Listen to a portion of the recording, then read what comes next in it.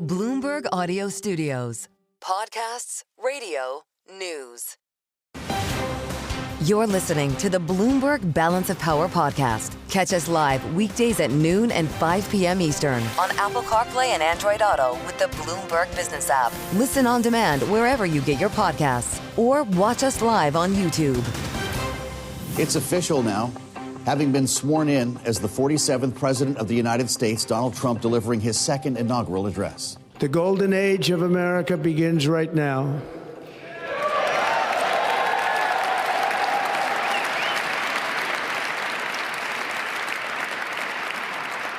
From this day forward, our country will flourish and be respected again all over the world. We will be the envy of every nation, and we will not allow ourselves to be taken advantage of any longer. During every single day of the Trump administration, I will very simply put America first.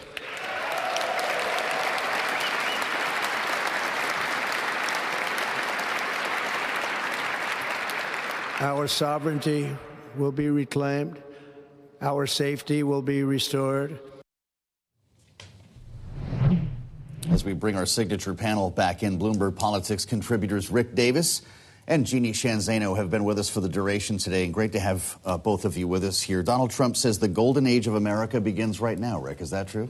Well, look, I mean, we have a fantastic economy. We're respected around the world. Our military is second to none. Why wouldn't it be a golden age of America for now? I mean, American exceptionalism is adopted around the world. Everybody wishes they had what we have. And so I think if we could take that to the next level, and look, if he can make good on his promise that our strength can create peace around the world, then that is a worthy task to try and accomplish. Mm-hmm. We want to go live now to Capitol Hill as Rick and Jeannie stay with us. I'm pleased to say Republican Senator Bill Hagerty of Tennessee is joining us now from the Russell Senate building.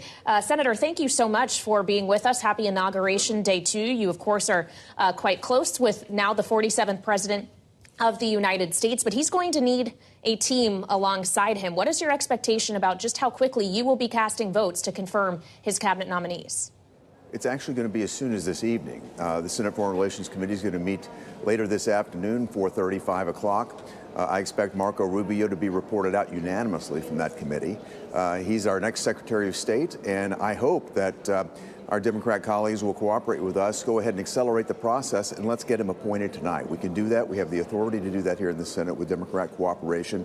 I think that's a possibility. I also think that John Ratcliffe could come out of the Intelligence Committee tonight. We could see the same thing. This type of pace, I think, is absolutely necessary given the national security challenges that we face right now. These two gentlemen, Marco Rubio and John Ratcliffe, critical elements of President Trump's team.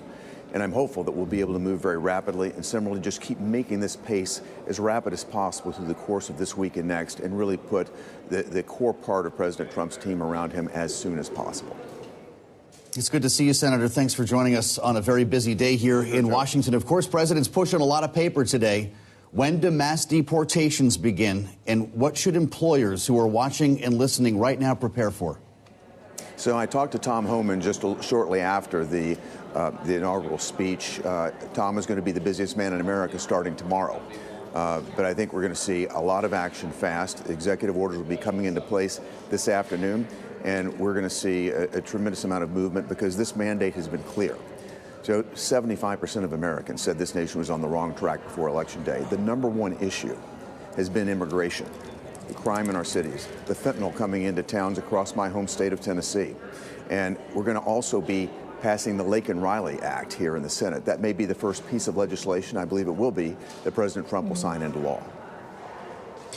With all of the focus that he seems to want to put on the current U.S. borders, Senator, and with your foreign policy expertise, having served as ambassador to Japan, what do you make of the kind of manifest destiny language, this notion of potentially expanding U.S. borders in this administration? Well, he's made a very clear point that he's got America's interest first. If you think about the conversations around Greenland, critical minerals, I think these conversations are extremely healthy. The Panama Canal is something he's been focused on for some time. I've talked with him about this on numerous occasions. That should be an asset that is very favorably directed toward U.S. interests and not in any way contradictory to those interests. And President Trump went through it today in terms of the way our Navy is treated moving through there, the fact that we've got Chinese-owned shipyards on either end of the canal. These are serious national security concerns that he wants to address. He also talked about basically putting us in a position to go to Mars. I think that's incredibly exciting for young people. It's a great challenge. It's something I've talked with Elon Musk about the possibility of doing. Elon told me it's a 6-month voyage. I think we're on the cusp of being able to see that happen here in America, and President Trump can inspire that type of activity here in America. We're the only nation that could possibly do this, I believe, and I think we will. Senator, thank you so much. Bill Hagerty, Republican from Tennessee. You're listening to the Bloomberg Balance of Power podcast. Catch us live weekdays at noon and 5 p.m. Eastern on Apple CarPlay and Android Auto with the Bloomberg Business app. You can also listen live on Amazon Alexa from our flagship New York station. Just say, Alexa, play Bloomberg 1130. We add the voice of Democratic Congressman Brad Sherman of California. He is on Capitol Hill and joins us now live on Bloomberg. Congressman, it's good to see you. Before we get into some of the politics at play today, I just would like to start by asking you, with your district in California, as part of the Los Angeles area, if your family are well, if you have any news on the containment of the wildfires, because we're going to start talking about a funding mechanism next. What's happening on the ground now? Well, the Palisades fire is virtually entirely in my district. So many people have lost their homes. So many people don't have insurance or have very little insurance. My personal family is fine, but as to the fires, they're mostly contained, and even the portion of the line where it's not officially contained hasn't grown in the last 3 days. So I'm confident that we can put this fire out, even though the winds are going to be gusting later today. What really was a gut punch, though, was listening to the president's inaugural speech, where he says, Los Angeles, we are watching the fires tragically burn from weeks ago. And then he says, without even a token defense. I was with so many firefighters. This is not a token defense. This is an incredible defense. These guys are brave. They're working 12 and 24-hour shifts. And for the president to use his inauguration to say it isn't even a token defense is just a stab in the guts of every one of the people that we rely on. It's simply outrageous. Well, Congressman, as they do that work, fighting these blazes, even once they're contained entirely, there is going to be the question of rebuilding and recovery. Are you confident that that aid can come through, get through both the House and the Senate in Republican control without conditions? Frankly, I'm not. But frankly, I think that Donald Trump's visit on Friday will be important. I think if he advocates for the aid, I think it will get through Congress. We have never conditioned aid, but this has been an enormously expensive event. So many people don't have insurance, and we're going to need the help of Congress. Now, FEMA has enough money to do everything it's supposed to do for the next several months. So this isn't something like it's do or die in February, but we're going to need a major appropriation for the programs that will allow people to rebuild. It sounds like and I'll point out that that is the same kind of aid that we provided for Hawaii, for Louisiana, in other disasters as well. Well, he made some references to North Carolina when he was speaking to the overflow crowd as well, suggesting that FEMA was unable to bring relief to that area. Congressman, Donald Trump saying and doing a lot today, 200 or so executive orders, we understand. He focused on the border quite a bit in his remarks earlier. Of course, you represent a border state, and I wonder if you can tell us what's coming next, what you know about mass deportations and whether they may start in a place like California. Look, we've got to get the border under control. That's what people voted for. What they didn't vote for is to come into my district and find people who have lived in the San Fernando Valley for 10, 20, 30 years, who have children, sometimes grandchildren, who are American-born American citizens, and to yank them out of their homes or even make them afraid that that's what might happen. Law-abiding, long-term residents of California need to be out from under this tremendous fear. Well, we know that in addition to executive orders, Congressman Donald Trump would like to see the issues of the border and immigration, as well as energy and tax policy, addressed through the budget reconciliation process. He was joking with the Speaker of the House, Mike Johnson, in Emancipation Hall about just how narrow the Republican majority is, with only really a vote that can afford to be lost. Will Democrats provide a single vote to any of that agenda? There are parts of Trump's rhetoric that we can endorse. We certainly want to keep the government open. We know that Trump does not want to dishonor our debt by not dealing with the debt limit. So there are certain elements of keeping the federal government going that I think we can all unite behind. I think the country's going to learn an awful lot about the very technical issues involved in reconciliation, because only things in one of the two reconciliation bills can get through the Senate without Democratic support. All right, Democratic Congressman Brad Sherman of California, thank you so much for your time today, sir. We appreciate it. You're listening to the Bloomberg Balance of Power podcast. Catch us live weekdays at noon and 5 p.m. Eastern on Apple CarPlay and Android Auto with the Bloomberg Business app. Listen on demand wherever you get your podcasts, or watch us live on YouTube. On energy, President Trump today announcing in his inaugural address plans to use executive power to lower energy prices. The inflation crisis was caused by massive overspending and escalating energy prices, and that is why today I will also declare a national energy emergency. We will drill, baby, drill.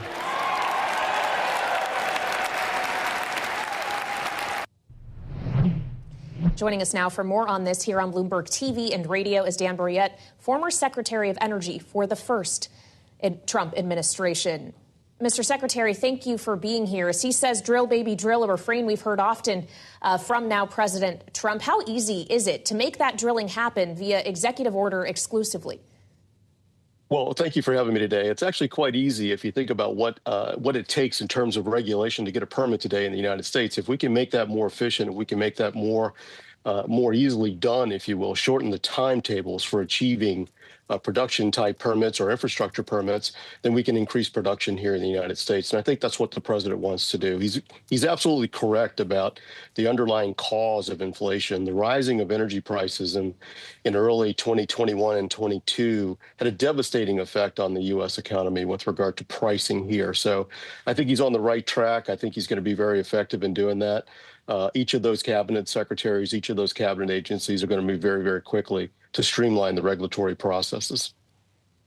So that's the first step, or first couple of steps, Dan. How easy will it be to keep producers pumping and drilling when oil prices inevitably start to fall? Well, they only start to fall if demand goes down. And what we're seeing here in the United States as well as around the world is that demand continues to grow. And as we think about what technology is bringing to the U.S. economy and to the demand curve, you see a very steep upward curve. So as long as that demand continues, and I think it will, then we need more production. As we look today, so we should not expect lower oil prices? I thought Donald Trump promised to cut them by half. No, I think you will. If you make that production more efficient, if you make it less costly, then consumers will be the benefit of that. That's one of the things that we've seen over the course of the last 4 years. Our oil and gas production has gone up. We have indeed set new records from the 2019-2020 period. We've exceeded those numbers, roughly 13 million barrels per day here in the United States. But the challenge is that consumers are not seeing the benefit of that increased supply in the marketplace because we've made it more expensive to produce. So if we can shorten the timetables, if we can reduce the litigation or the judiciary burdens that producers now face, then we can pass those consumers or pass those costs or lower cost on to consumers, and they'll be the beneficiary. And I think that's the president's focus today. Well, and we're obviously talking about traditional oil and gas and fossil fuels here, Dan, but he also has made a number of proclamations, or at least saying he intends to do things like end wind farms and offshore wind farms specifically, pull back the EV mandate, as he calls it, elements of the Green New Deal. When we consider the wider energy composition in the United States, what do you ultimately see as the appropriate balance for cleaner fuels versus the traditional ones? Well, I think you're going to see increased production from wind and from solar as well. I think, the record gets a bit skewed. If you look back at the record, 2019 was actually the high water mark for the installation of both solar and wind capacity here in the United States, and that was under the first Trump term. So, this notion that Donald Trump just flat out opposes renewable power, I don't think is a correct one. I think he understands full well that all of the above means, in fact, all of the above. Now, should we be giving preferences to certain types of fuel in the marketplace? I think you'll see the president say no to that. And what he wants to do is to eliminate those distortions in the marketplace that are created by either legislation or by, yet sometimes, regulation as well. So I think you'll see a very in-depth look at that. Do you expect the executive orders that the president will be signing throughout the day today? We understand we could have as many as 200, maybe even more. Dan, will actually address some of these matters first before we actually see legislation writing. And I wonder specifically if that will include a lifting of the ban on LNG exports. Oh, I almost certainly think that's going to be the case. There's no question about that. And there's a number of different reasons for it. One, our allies are crying for U.S. LNG all around the world. I just met with the Japanese ministers of energy, and they were very, very concerned about the announcement by the Biden administration that we were going to pause LNG exports for a period of time, or at least the export authorizations for a period of time. Same thing for the Europeans. They're facing the same types of demand curves that we are here in the United States, and that energy is absolutely critical to their meeting not only their economic goals, but their environmental goals as well, because in many cases, this LNG is displacing heavier hydrocarbons like coal or dung in certain places if you're in a developing country. So the demand for LNG is going to continue to rise, and I think you'll see the Trump administration move very quickly to lift that pause. So that's what we'll be exporting, but I do wonder about the energy we do still import, as he's floated the idea of 25% tariffs on everything coming from Canada, which exports a lot in terms of energy to the United States. Sir, what would the actual immediate impact be if that were to be implemented? Well, I'm not quite sure what the president has in mind in terms of specifics on a tariff or whether or not it would apply to Canadian crude oil. But, the president's mission here is to increase our independence, our energy independence, not our dependence. And when we think about trade and we think about imports and exports and what we do with various countries, there's an enormous difference between depending upon a certain product in our marketplace and simply trading for that product. Canadian crude is obviously different than U.S. crude. It's heavier. It's called sour crude. And refiners are set up in the United States, certain refiners are, to accept that type of crude. The United States produces light or sweet crude, and that's a good export product. So to the extent that we can trade rather than be dependent is, I think, the president's goal. As you've heard him say many, many times in the past, energy security is national security. He wants balance in the economics. He wants balance in the trade policies all around the world. Dan Brouillette, former Secretary of Energy in the first Trump administration. Dan, thank you so much for the insights. We appreciate that as part of our special coverage. You're listening to the Bloomberg Balance of Power podcast. Catch us live weekdays at noon and 5 p.m. Eastern on Apple CarPlay and Android Auto with the Bloomberg Business app. You can also listen live on Amazon Alexa from our flagship New York station. Just say, Alexa, play Bloomberg 1130. We're joined live in Washington by Lindsay Chervinsky, presidential historian and executive director of the George Washington Presidential Library. She joins us from Mount Vernon up here in the District of Columbia, and it's great to have you back. Just the voice we wanted on not just this day, but at this moment. Talk to us about the importance of this stage of the ceremony. Well, thank you for having me back. Yeah, I'm struck by these images. What caught my eye is that former Vice President Harris said a few words to now President Trump. Yeah. And she did not do that at Carter's funeral the last time I spoke with you all.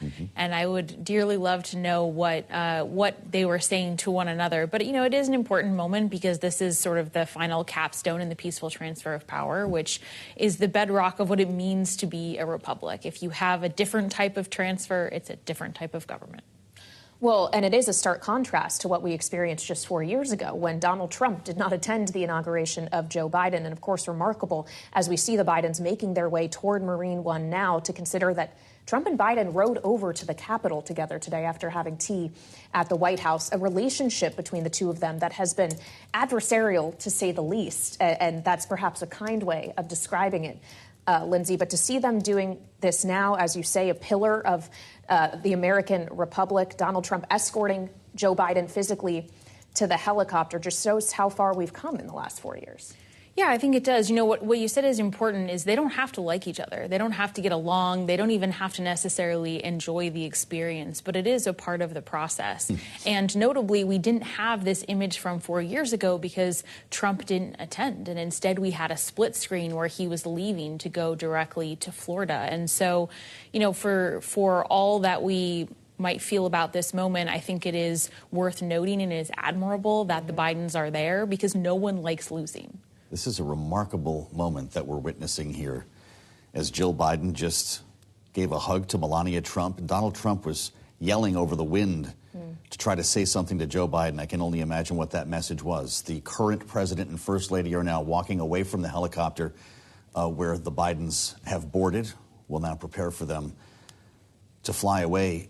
Kailey, the official end of his presidency and career in Washington. Donald Trump has quite a bit ahead of him still, signing executive orders. First, he'll likely be addressing the crowd in that overflow room, as you described it, where almost 2,000 of his supporters are waiting.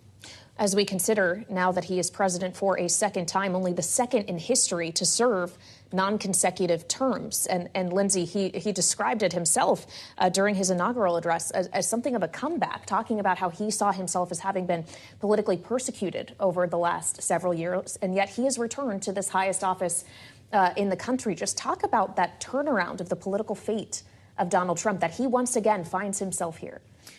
Yeah, we've never seen anything like it. I mean, we have had one president lose and then come back, and that was Grover Cleveland in the 19th century, of course.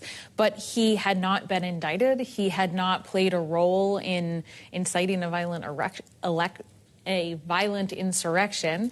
And those are very different political circumstances. And so to see this type of comeback is really unusual. It is surprising. I don't think anyone would have predicted it 4 years ago. And I think the ramifications of it on our political system are going to take a long time to actually unfold. The Trumps and Vances waving goodbye to the Bidens.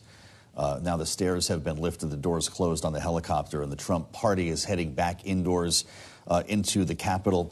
I'm curious, as a point of inauguration trivia, we watched the swearing in very closely. I don't know if you noticed, we didn't see Donald Trump put his hand on the Bible.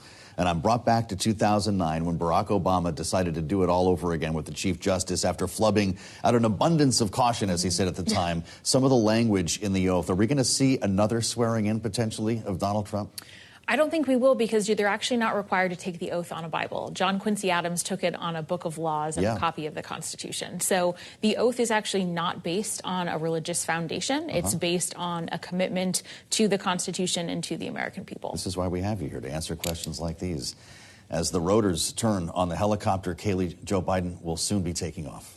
Yep, making his way, of course, from the Capitol grounds to Joint Base Andrews. Well, another departure ceremony will be taking place as we say goodbye not to just Joe Biden's 4 years as president, but more than half a century of service in public office. A career politician, frankly, Lindsay, in contrast to the man who is now succeeding him and who preceded him, Donald Trump, who was not that when he was first elected. Now, he, of course, is far and away seen as the leader of the Republican Party, having not had as warm of a reception to the political world back in 2017. But he's walking into that Capitol building with both chambers of Congress behind him. How much power does that give him as an executive, authority which he's planning to exercise today through a series of executive orders, but knowing he has basically the whole of government, including a conservative Supreme Court, at his back?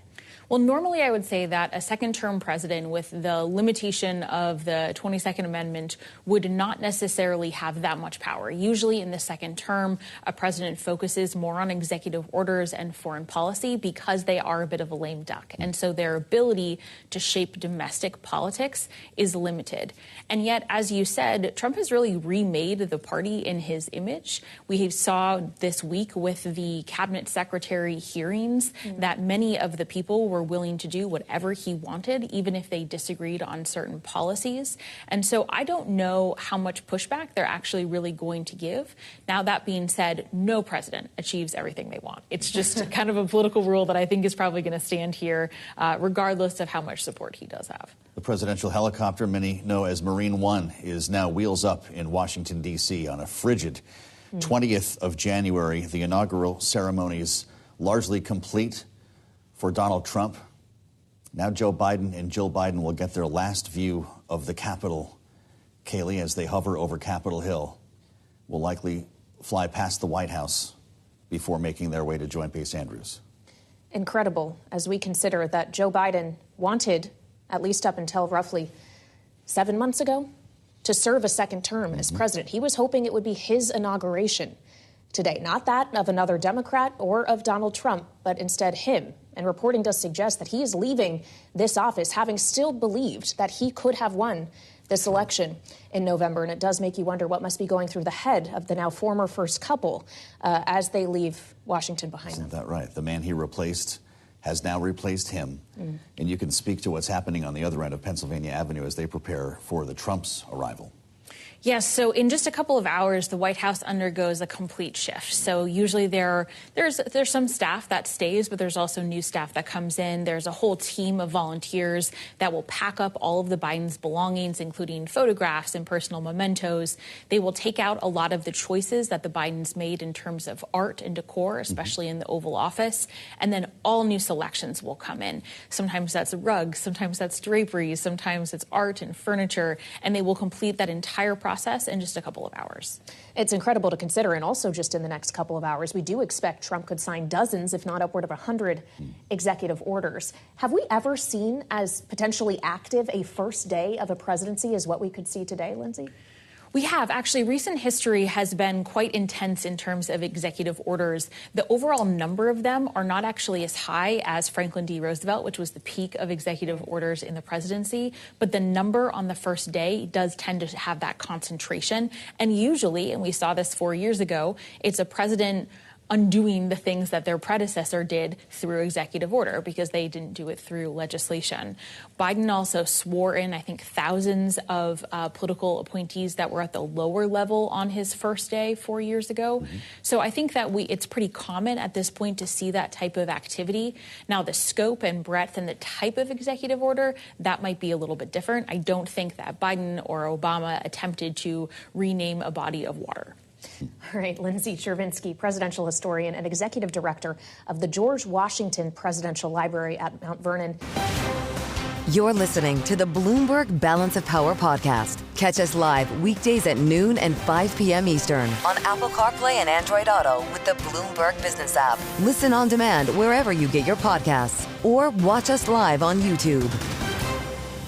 We're learning from the White House that he will be ending leasing to massive wind farms, bringing federal employees back to in-person work as part of this suite of executive orders. And also, the White House saying Trump will announce the America First trade policy, though our reporting here at Bloomberg today does suggest he's not going to immediately impose tariffs or additional tariffs on Chinese goods. And it's on the conversation around the economic and geopolitical relationship with China that we turn to our next guest. Shirley Martey Hargis, non-resident fellow at the Atlantic Council's Global China Hub, is joining us now. Thank you for being here on Bloomberg, Shirley. As we consider just the broad threat of tariffs being placed, not on specific Chinese goods, but potentially all of them that they export to the United States, just how braced for what is coming is China right now as they watch Donald Trump take the oath of office today?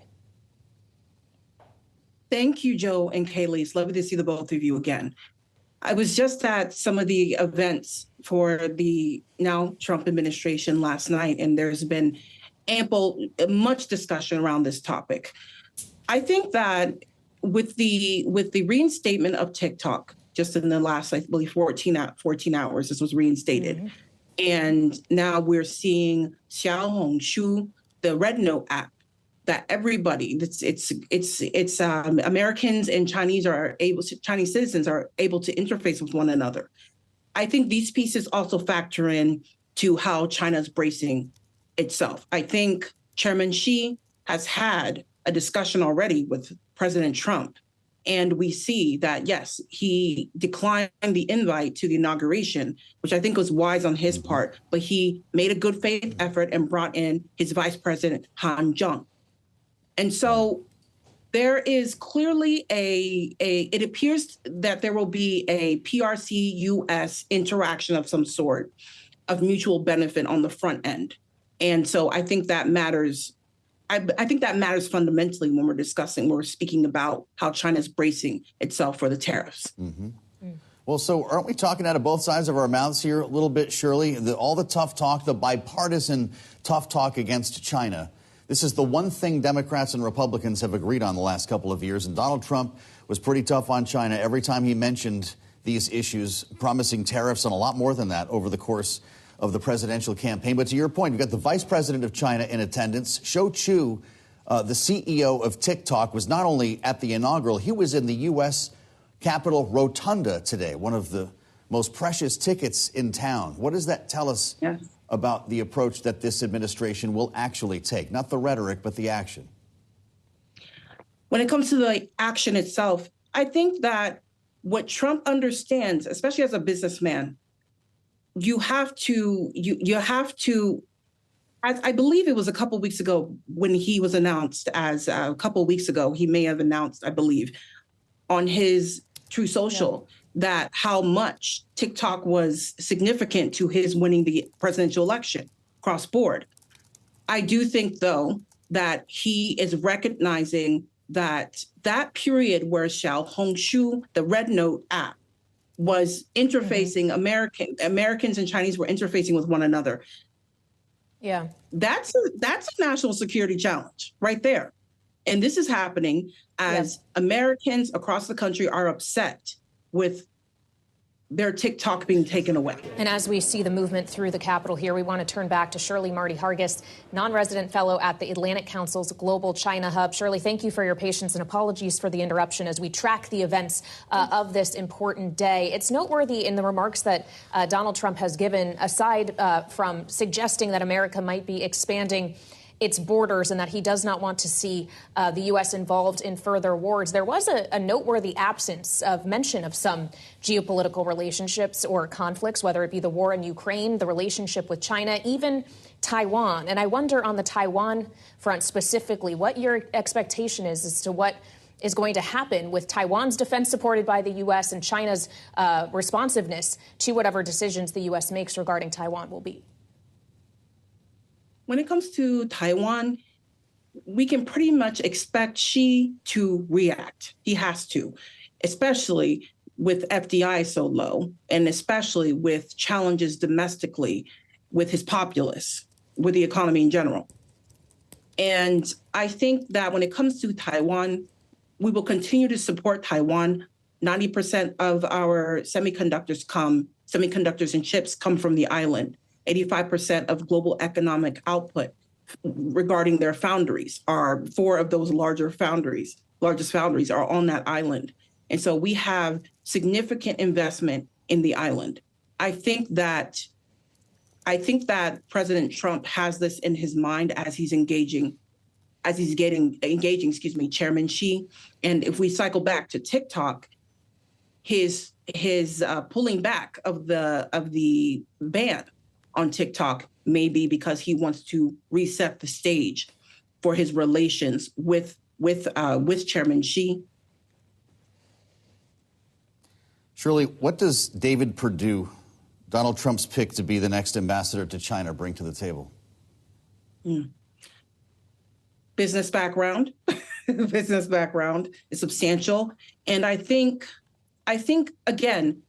what's significant about having folks from the business community come into the room when it comes, especially dealing with China. Business folks know that to do business successfully in any country, you have to understand you have to have the cultural competencies of the country. You have to understand how to interact and engage the country. And this is a skill set that can be leveraged significantly in times of tension, in times of rivalry. And I think that the strategic choice of Perdue as ambassador to China is very much steeped in that. Thanks for listening to the Balance of Power podcast.